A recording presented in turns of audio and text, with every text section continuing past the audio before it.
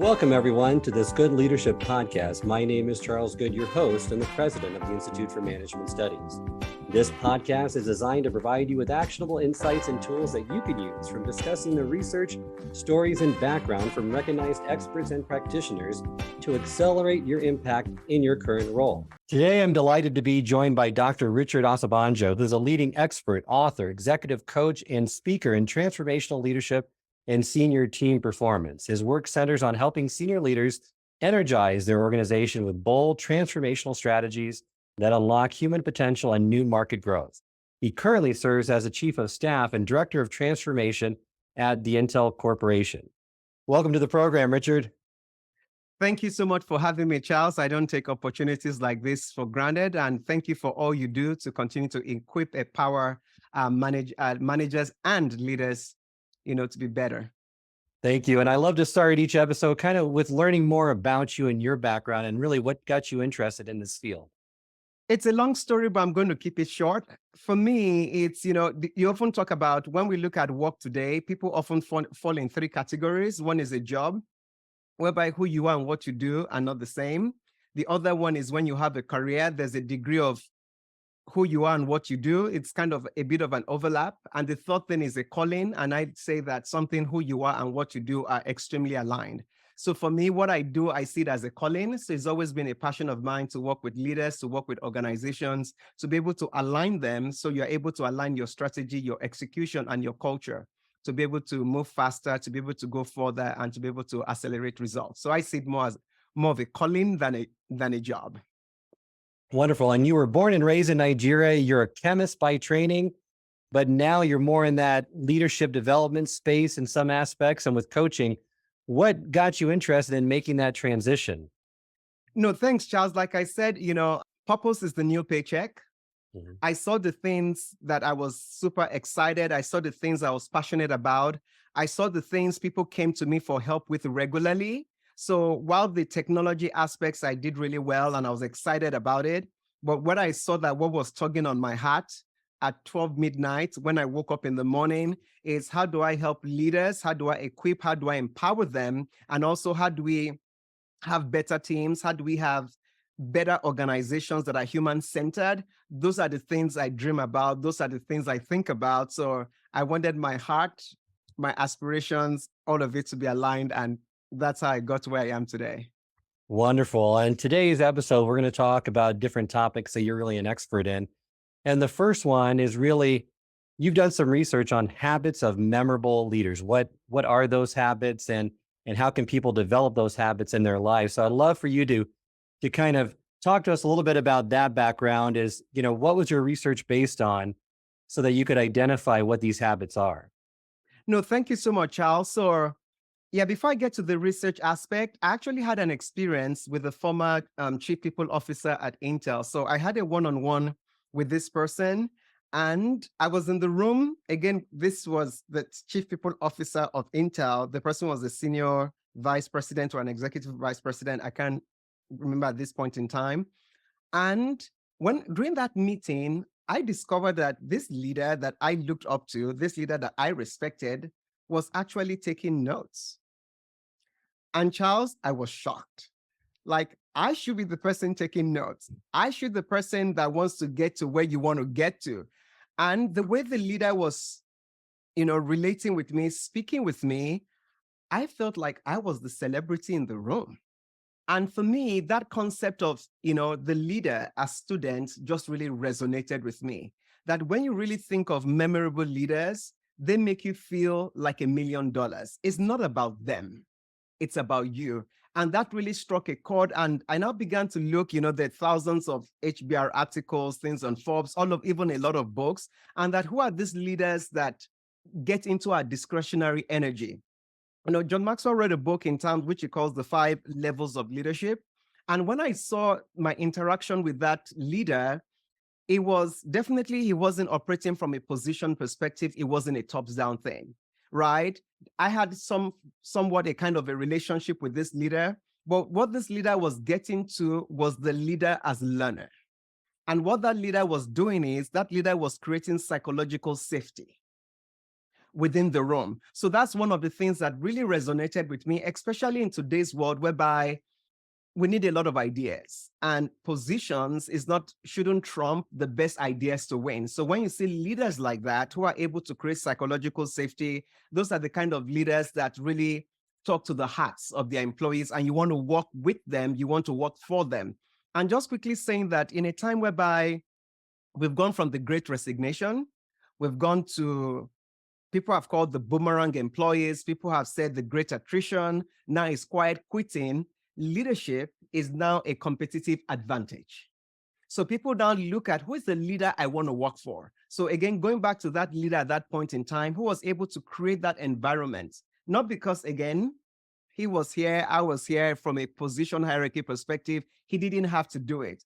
But guess what? By creating that environment, I started following him, not just in my head, but also with my heart as well. That this is a leader I want to get to know. This is a leader I want to get, I want to be like when I, use the word grow up. So I love that, Richard, especially the John Maxwell piece, because he's one of my favorite authors as well. You have as one of your favorite quotes, no one cares how much you know until they know how much you care. And establishing that heart-hand connection is so important because it's more than just having a technical acumen to be a great leader, right?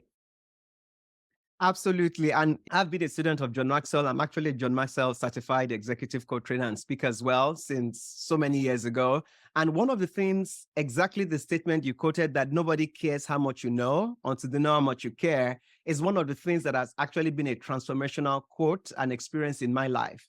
That, people have to connect with you on a personal level first before you do business with them. Anything else is putting the cart before the horse. So that has been very hugely successful. And more often than not, one other thing John Maxwell also speaks about is, as a leader, if you're taking a walk and there's nobody following you, then you're just taking a stroll. So because one of the things about leadership is also building followership. And when I mean followership, it's not a group of followers who just look up to you and just do whatever you want to do, but people who are inspired by your dream, people who are inspired by your vision. They are doing it not because you told them to, you've inspired them, they're doing it because they want to, and it's making a huge difference, in people's lives. So yeah, I really love that from John Maxwell. So if John Maxwell is watching, hi there. So that's great. Being human is one of those memorable habits that really speak to that connection that you have to make with people where they know that you care about them. Another thing that came from this study that I thought was really right on, point on, is memorable leaders are also comfortable in admitting they don't have all the answers. Because what you stated before, that develops a high degree of trust and psychological safety so that people are willing to see their vulnerability and they are perceived as being more authentic, correct? Absolutely. Let's look at it. In this book, Lead and Disrupt, they gave the analogy of Netflix and Blockbuster. Several years before, the Netflix team reached out to Blockbuster and asked the question, can we be your streaming arm? Cut long story short, it didn't happen. Interestingly, the same year that Blockbuster got off the stock market was the same year that Netflix got on. What happened? Is that ability for leaders to always not be the judge, the advocates, be the judiciary, is being able to be open that, is there something that we're missing? Is there something we're not aware of? Every one of us has a blind spot, and the people you surround yourself with, how you get your information is super critical. And also knowing that nobody is a custodian of knowledge. Nobody's a custodian of good ideas. Because you are the CEO or the CFO or whatever title you have, somebody else down below the line can have a great idea. A fun one I often talk about is, let's go back to Isaac Newton. There's this story that talks about everybody saw the apple drop from the tree, but it was only Isaac Newton that asked why. As a result of that, you had the Isaac Newton 3 laws of motion. Isaac Newton was a student in college. At that point in time, they were professors. It was a student that discovered the 3 laws of motion. So it's a theme, again, for anyone who is watching, never underestimate, the power you bring to the table. Do not let what people say or do not say. You have the voice. You are not an echo, so you have to use it and believe in what you bring. It's so important with all leaders to realize that they don't have all the answers. I had someone tell me one time that as you go up in your organization to get to higher and higher levels, it's not about having all the answers. It's about asking the right questions. So how do you want to be remembered as a leader? That's really should be something that you're thinking about all the time. And you have a great quote by Maya Angelou that's a famous one that people will forget what you said. They're going to forget what you did for them, but they're never going to forget the way you made them feel. And that's so important to take in a leadership context. Would you agree? I couldn't agree more. Again, going back to that leader that I said, like this experience I had was about 5, 7, 6, 7 years ago, but I still remember it. The person probably did not even know how I was feeling, but it's still something that has stuck. So anytime I run into this person, I'm still in connection, in contact, with this person. And, for people like that, you want to give your discretionary energy because it's not about the job from 9 to 5. You've gone beyond my head. You've touched my heart. And anytime you've touched my heart, you've gotten my attention, and I'm going to do whatever I can to make things happen for you. Well, that's wonderful. So leaders, especially in trying times like this, they shoulder greater responsibility. And it's no question that challenging times requires usually a different leadership approach. Now, a mutual friend of ours, Marshall Goldsmith, reaffirms that in his book, what got you here won't get you there, is a different approach is needed. And it's so important that leaders stay open-minded, to be adaptable and expand their range to deliver value to all of their stakeholders. Could you offer some of our listeners some tips that they could have in their back pocket or tools they could use to lead during these trying times? Because you mentioned several of those in one of the articles that you wrote and some of the research that you've done for Forbes. I think, again, a shout out to all the leaders out there who have to shoulder so much responsibility, so much change, because the thing is, leaders are people too.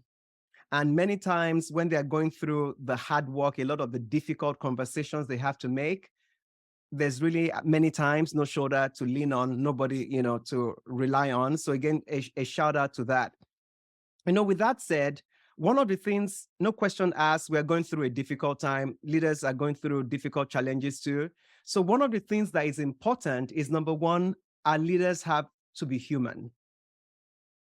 We have to connect with people, first of all, on an emotional level. We have to be able to connect with people to say, we are going through difficult times as an organization. We are going through difficult times as a country. Even the world economy is going through difficult times. But its understanding is when we come together, when we work together, we're going to figure out a way out. So it's important for leaders to be able to communicate in a way that says, I hear you, I see you, and I feel you. And it's coming from the heart. Because regardless of whatever difficult decisions the leader ends up making, people know that this person made the best decision for the company. It wasn't just all about the profits, because that's when employees start reacting negatively as well. So it's very important that leaders be human-centered. Then, of course, the second thing that is extremely important as well is communication. And when I talk about communication, there's something called a study that was done that is called transactional analysis. And from a transactional analysis perspective is, think of three layers. The first one is parent, adult, child. For most parents, if a parent is having difficulty being able to pay a mortgage, you don't tell your child and say, hey, tell your teacher in school, we can't pay the mortgage. You don't do that. What you tend to do, you protect that information while you're trying to figure things out, because you want the child to be able to focus in school. So again, let's come to the organization. Unconsciously, leaders tend to take that role of parent as well, because they don't want to bother the employees. They want them to focus. But guess what? Employees are not your children. So when you use that approach, what tends to happen is employees start saying, oh, these leaders are not trustworthy. These leaders are hiding something. What does that do? It breaks down trust. So the important thing from a transactional analysis perspective is speaking with your employees as adults, saying, hey, team, we're going through a difficult time. I'm not sure what's going to happen, but we're going to figure this out together. If you have ideas, so very important, saying what you can say. And even if there's information you cannot share, let people know. So building that trust is extremely important, during difficult times. And the last thing I'll say regarding that is the aspect of having a common vision. Somebody gave a definition of teams, which I like, which is many hands, one mind. So as a leader, when you're going through a difficult time, which I always think it's an opportunity, every crisis holds an opportunity.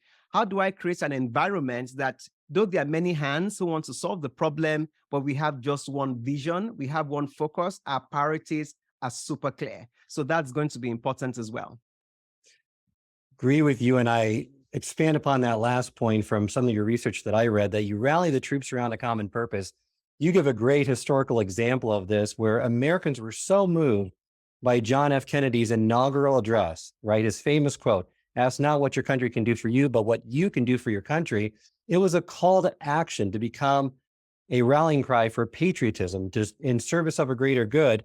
Like Kennedy, smart leaders, and this is a very astute comment by you, smart leaders, they don't let a crisis go to waste. They leverage it to unite the workforce around a common purpose.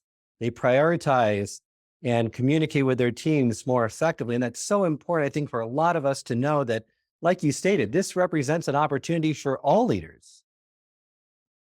Yeah, and one thing I will even add to that is, from a leadership perspective, prioritize the why over the what and the how.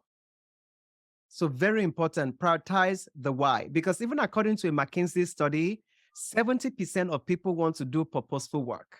People have gone beyond the paycheck. So when you're able to prioritize the message in terms of the why and the why, then you're able to get people's discretionary energy a lot more. Couldn't agree with you more. Another one that you've listed through that study is optimism is not optional. That leaders must acknowledge that the current economic reality that they have, and they have to double down on possibilities. Not all storms are out to disrupt your life. And I love this. Some are actually here to clear a path for you. Absolutely. And that quote was from Paulo Coelho, if I think is a Brazilian musician. And, that for me also comes to the part of the mindset. Because one of the things that Price Pritchett talks about in his book, U Squared, is not about working harder, because you've been working hard all the way, but it's how do I think differently? Because when I change my thinking, then my actions will be different. And because my actions are different, the results I'm getting. So it always comes to the mindset. It comes to the situation that I think this was, if I'm remembering correctly, I think it was Nelson Mandela, that people said he was in a cell, and they said, "What do you see?" And he said, "Stars." So are we looking, some people, but right in front of him were bars. So it's always left to us that in difficult times, are we looking at opportunities or are we looking at problems? Because you always find what you're looking for. Absolutely. And during these times, it's also an opportunity to leverage your culture. What your organizational values are really revealed in difficult times, not necessarily in the good times. When seeking solutions and having difficult conversations, leaders should be using their organizational values and culture to design that criteria. Yeah, let's talk about culture for just a second, Charles. Many times I hear leaders saying that they want to work on their organizational culture. Breaking news, flash alert, you can't do that. Why? Your culture is an outcome. Your culture is a lagging indicator. Let me give you an example in terms of how I describe culture. Assuming, Charles, both of us are in the same room, and all of a sudden the temperature goes to 75 degrees Fahrenheit. What begins to happen? Charles, what do you begin to do? You're wearing a jacket. It goes to 75. What do you do? I start removing articles of clothing. Okay. What if it goes to 60 degrees? What do you start to do? Start putting on more clothing. That is culture. Culture is for leaders to create an environment without telling people. It influences their behavior. So when leaders are seeing some certain actions or behaviors they like or they don't like, the question they need to be asking is, where are we setting the thermostat at? Because the thermostat, the environment we are creating, is determining behavior. So for leaders, not themselves focusing on culture, it's focusing on the processes, the systems that they are creating that is fostering some certain behaviors to thrive. Great insight there. Thank you for providing that with culture. So we've talked about some of the habits of memorable leaders and qualities that they need to have when leading during turbulent times. I'd like to spend the remaining time of this episode talking about the people that leaders need in their life. Now, many leaders live in a bubble without even realizing it. This isolation is not necessarily intentional, but a byproduct of the demands of their job, where their scarcest resource is always their time, and leaders need to rely on their inner circle to filter and prioritize business needs. So what have you found from your research and from your experience, your corporate experience, as what are some of those key people that a leader and a successful, effective leader needs in their life?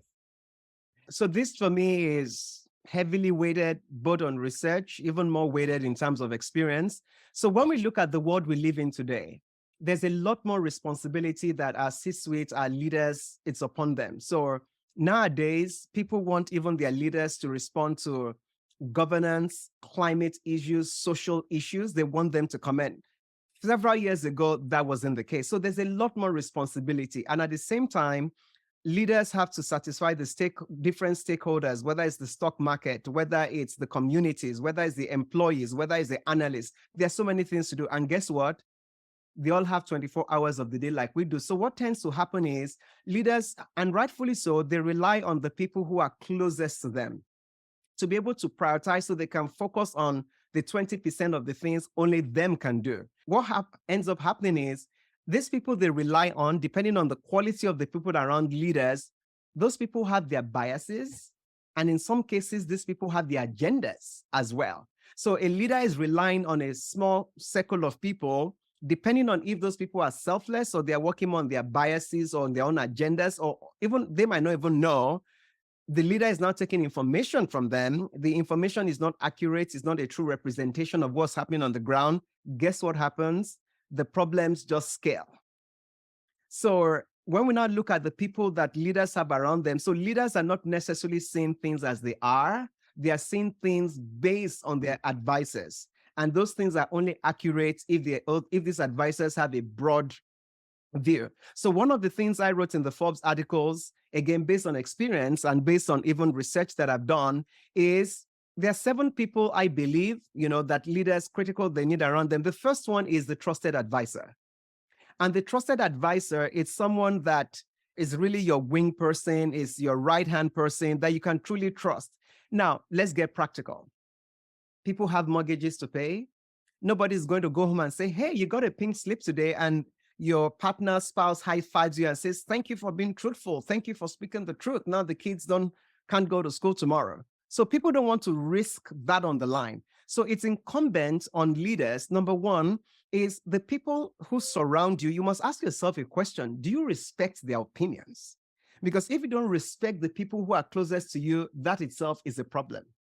Number 2, are you creating an environment that these people can speak up their minds? So for example, as a leader, how many times do the people who are closest to you, how many times do they challenge you? Are they very quick to agree with you? Do they really challenge you? Are they scared and they tell you what they think you can handle, or they tell you what you want to hear? Because Andy Stanley said something, leaders who do not listen are going to be surrounded by people who do not speak. So, but a good test for me is asking yourself, does your team push back on you? Again, they know who is going to make the final decision, but do they have that freedom to be able to express themselves? And John Lennon said something. He said, again, I'm paraphrasing, he said, speaking the truth, doesn't make you a lot of friends, but it makes you the right ones. But guess what? Employees don't want to find out through trial and error if speaking the truth is going to keep them their jobs or not. Well, what can a leader do to help encourage that? Because you're right. I think a lot of that is created by the leader in the environment to make them speaking the truth safe for the employee. No, thanks, Charles, for asking that question. And this, when you look at the Marshall Goldsmith stakeholder-centered coaching, one of the things that we talk about within that group is there are 3 things great leaders need to do. Number 1, you have to be courageous in asking for feedback. And if you imagine if you're going on a journey and you're going on a trip and your cars do not have side mirrors or rear view mirror, that's a casket on the road. It shouldn't be on the road. So being courageous enough to ask for feedback. Then number 2, you have to be able to stick to the process. So you have to be courageous to ask for feedback. Number 2, you have to stick to the process. So those are some of 2 things, is very important for leaders to be able to do.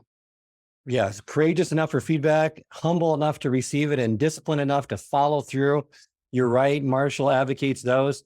and really to resist the urge to be defensive, dismissive, or rationalize, which I think a lot of people struggle with when they get feedback that they don't want to hear, right? Their defenses go up and they really shut down any communication from sinking in.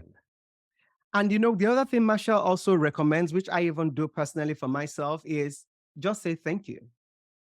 Because what that thank you just says is, at least go spend some time to go and think about it, for you to go and process it at that point in time. So the thank you is not being dismissive, but at least, and once you've spent some time to think about it, come back to the person who gave you the feedback and thank them for the feedback and just say, well, based on what you said, I've processed it. These are my thoughts. But the important thing here is create a dialogue, because you have a viewpoint probably the other person doesn't see. So when you're able to share, if you can't share that viewpoint or why you make some certain decisions, at least the person might be able to help you with better ways of communicating, those decisions to the rest of the organization. That's great advice. And we spoke about the trusted advisor. The other one I'd like to hit on a few more is the coach. And I think Marshall has gone a long way to changing this mindset with people that, having a coach is not bad. Great athletes have coaches of every sport. So what's your excuse for not having one? And all of that untapped potential that you can unlock if you have a leadership coach, correct? No, absolutely. And, Charles, you've said it all. It's when we look at the best athletes in the world, the ones coming to mind right now is Simon Biles, Serena Williams, whether it's Ronaldo, Messi, they just finished the World Cup, and just looking at it in whether it's Federer, whatever sports that, or, Naomi Osaka, whatever field you're in, they have coaches. And these are the best of the best. And like you said, I like how you rightly put it, is what's your excuse if you and I do not have one? So getting a coach is really a thought partner, who helps you to accelerate your journey in becoming your best self. That's really what it is. The coach is not telling you what to do. The answers are coming from you, but somebody who is your thought partner, who holds you accountable and who really helps you to reflect and to dig deep, because all the answers are right there inside of you. So if you want to go faster, if you want to go further, then highly recommend it. Have a coach. The best athletes in the world have one. Wonderful. So we've unpacked two of them. The other ones I'll just kind of list for everyone, and then I'd like to go into at least one more. So you have one being the sage, another one, the minority voices, a third one, the confidant, and then the one I'd like to go into now is Goliath. And those are the people that keep you up at night. I love how you say that. It's your competitors, disruptors, demanding customers, difficult team members, employees, or bosses. And I love the example you give historically of Abraham Lincoln. If you could just give us more detail around that example and how he used a different approach for working with them. Yeah, no, thanks so much, Charles. One of the things is, again, we're all human beings, right? Let's be fair to each other here and give ourselves grace. It's only human that if something is a pain or causing you pain, it's human tendency, except you're not human, you want to avoid it. You want to eliminate it. You want to get out of it. It's human, and nobody's going to fault you for that. When it comes, and the important thing for great leaders is understanding that people who think differently from you are not your enemies. Very important. Look at the politics of today. If we don't think alike, then you're an enemy. We see a lot of toxicity that has created in the political world. In the corporate world, we cannot let things degenerate that bad. And it's truly understanding, and going back to the Abraham Lincoln phenomenon, his three rivals, he actually put them on his cabinet. Because why did he do that? Because it was going to be painful. But Abraham Lincoln decided to put the country above his ambition. He decided to say, I'd rather have a team that is costing me personally a little bit of pain, but we're able to deliver value for the country. So he put these three groups of people together. He was able to contain the ideas. But more importantly is when you begin to sharpen things, right, the truth, it only gets better from there. And for him, his measure of success was not him being the loudest voice. His measure of success was that the country, the American people, were getting better ideas, better leaders, and that was his measure of success versus his, I said this, I had the last say. So very, very important. And for your Goliaths, they are too big to miss. So the thing is, you don't have to go looking for them. They will find you. So now, to test your effectivity, as a great leader is, what do you do with them? And my question to you, like Abraham Lincoln, is embrace them. People who think differently, who see things from a different perspective, are not your enemies. They're not. So embrace them. And again, we're all human beings. When they feel heard, when they feel that, somebody is listening to them, you find the truth somewhere in the middle. So don't distance yourself from them. Embrace them like Abraham Lincoln did. 3 of his biggest competitors he placed on his own cabinet. And you need to surround yourself with diverse voices. That's going to sharpen your thinking, but it's so counter to what many people want to do. That's just not their default setting, that they want to have those individuals in a team, in a meeting, as part of a group in which they have to communicate and connect with more, right? Yeah, Charles, there's one you went over that but I want to speak on it a little bit. Sure. And that particular one is the minority voices. And the minority voices are the employees, the 80% of the people who actually do the work that satisfy your clients, your stakeholders, the consumers, your customers. And the minority voices, the employees, are so important because they are the boots on the ground. And personally, I believe whoever sweeps the room should choose the broom. There are too many times whereby leaders make decisions and they are so far away from the actual work that is being done. And many times they are making this decision not having an experience. And what happens? A lot of those decisions, are dead on arrival. So it's very important that leaders are taking time, again, just like you make time for your customers, to make time for your employees. Is whether that is through the town halls, whether that is through your employee surveys, but really taking time, because if your leaders, like people say a happy wife is a happy life. The truth is, happy employees is a happy organization, increases the bottom line, it increases innovation, and your customers are happier because happy employees deliver more innovative products. So it's extremely important that the larger employee base feel heard. Again, there are different ways you can scale this, but it's just so important because like you mentioned earlier, Charles, this is what creates a common purpose. I have a leader who sees me, who hears me, and who feels me. That's a leader I will go to war for. That's a leader when war comes to the door front, I'm not going to go with a company who is going to give me double the salary, because you know what? I can always get a double salary anywhere I go.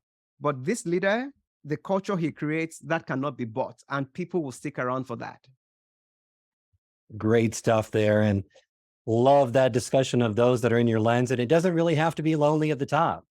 Remember, you always are viewing reality through the lens of the people around you. So make sure that those people around you are the right people, giving you accurate feedback, but don't accept it as the absolute truth. Like you said, put your feet to the floor and get to know the frontline employees. Do your rounds to make sure that they feel heard, understood, and you connect with them as well.